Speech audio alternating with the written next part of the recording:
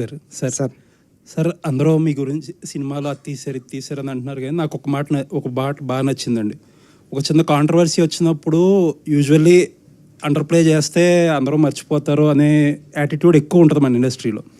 But మీరు own చేసుకుని దానికి అపాలజీ చెప్పారు కదా, అది నిజంగా చాలా బాగా నచ్చిందండి.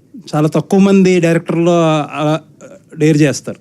Thank you sir. పైగా ఇష్యూ కూడా అలాంటిది. నాకైతే ఆ ఒక్కటే నచ్చలేదు sir. Thank you sir. Thank you sir. కారణం ఏంటంటే ఒక పాత్ర ఒకలాగా ప్రవర్తిస్తుంది అనేది అది దర్శకుడు ఊహ.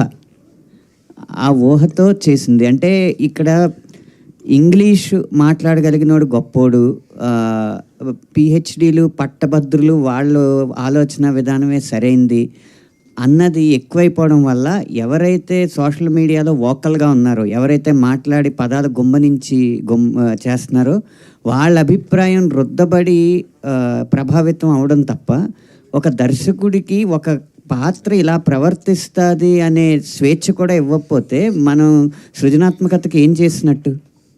ఇప్పుడు అంటే అదేంటది వైటల్ అట్రాక్షన్, లేకపోతే హార్మోనల్ రియాక్షన్స్, ఇలాంటి పెద్ద పెద్ద పదాలు వాడితేనేమో చాలా ఈస్థెటిక్గా తీసినట్టు ఆసమ్మ అంటారు.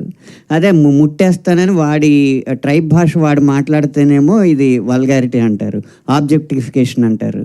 ఇవన్నీ చేస్తే ఇంక సృజనాత్మకతను తొక్కినట్టేనండి ఆ విషయంలో. బుచ్చిబాబు గారు ఎంతో సంస్కారంతో వారి మనోభావాలు దెబ్బతిన్నాయన్న ఉద్దేశంతోనూ, లేకపోతే ఎవరిని బాధ పెట్టకూడదు, ప్రజాస్వామ్యం అంటే 49:51 కాదు 99:1 అయినా కూడా తప్పే అన్న ఉద్దేశంతో ఆయన సారీ చెప్పుండొచ్చు. కానీ ఇలాగే జరుగుతూ ఉంటే తర్వాత డాక్యుమెంటరీలకు తప్ప ఇంకా కమర్షియల్ సినిమాల్లో గొప్ప పాయింట్ చెప్పలేదు. లేదులేండి, అదే మీరన్న ఆ సంస్కారం ఏదైతే ఉందో దాన్నే అప్రిషియేట్ చేస్తున్నాను. నేనేమి వాళ్ళు కరెక్ట్ ఏం రాంగ్ అని ఆ డిబేట్లో.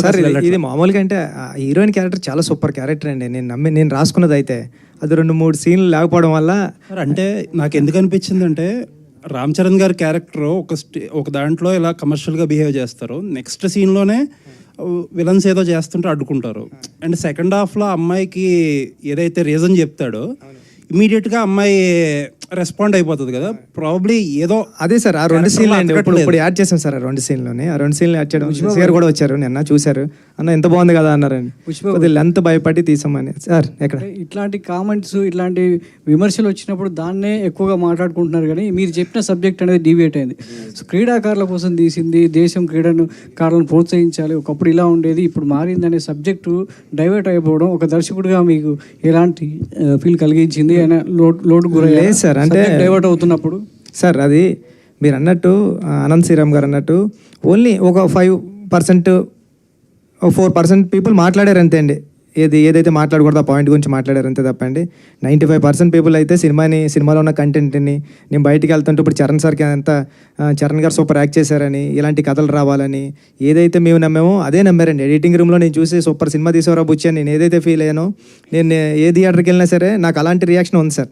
చిన్నది ఇంకెక్కడన్నా ఉంటుందండి. ఒక పెళ్లి జరిగేటప్పుడు కూడా, పెళ్లిలో కూడా అదేదో బాగోలేదంటాడండి ఆవిడ వచ్చి. ఆ చిన్నవి ఉంటాయండి, దాన్ని పట్టించుకుని ముందుకెళ్ళడం మానేసి. పెద్దగాడి క్యారెక్టర్ సార్ నాది, పడిపోయినా సరే విలన్స్ ఉండరండి ఆడికి, వెనకాలకి వెళ్ళి చూడ్డు. అసలు విషయం చెప్పట్లేదు. నిన్న టీ తాగడానికి వెళ్ళినప్పుడు భర్తలతో సహా వచ్చిన కొంతమంది మహిళలు ఆయనతో ఏమన్నారు తెలుసా? మీరెందుకు సార్ సారీ చెప్పారు, మాకేమంత ఇబ్బంది అనిపించలేదు, మిగతా సినిమాలు అన్నిటికంటే కూడా చాలా పద్ధతిగానే ఉంది, మీరు అంత ఎందుకు స్పందించారు, అంత సారీ ఎందుకు చెప్పారు అని అడిగారండి మహిళలు. శశి గారు